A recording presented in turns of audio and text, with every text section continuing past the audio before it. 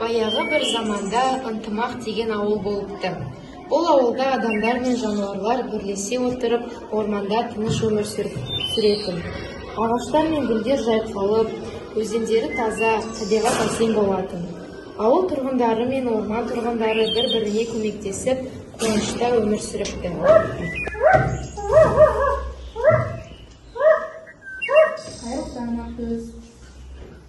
Қалайсың балам? Жақсы, өздеріңіз қалайсыздар?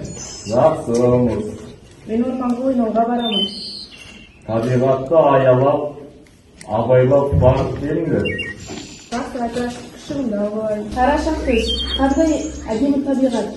Өсімдіктері де күшті, гүлдері де үлкен, хош иісті. Сол кезде Адамбай есімді адам орманда кесіп, өзіне ағаштарды алып, үлкен үй салмақшы екен. О, мына жер қандай ыңғайлы, осы жерге үй саламын. Кесіңдер ме ағаштың бәрін? Аю, сен бұл жақта не істеп жүрсің?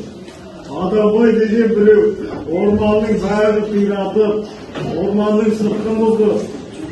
Енді сол қайда баратынын білмей, орманнан кетейін деп жүрмін. Сол сәтте орман жануарлары көшіп бара жатқан еді. Одан кейін ару апа атасына келеді. Ата, апа, Оу, орман жақта Адамбай деген бай үй салып жатыр екен, ағаштардың бәрі кесіп жатыр. Ой, не деп тұрсың? Жүр, шал, барып көрейік. ертік. Адамбай, сенің бүгін болмады. Біз ауыл халқы болып бұл ауылды, бұл орманды жинаймыз.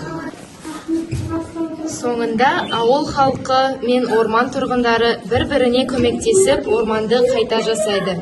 Ағаштар қайта өсіп, жануарлар өз үйлеріне оралады.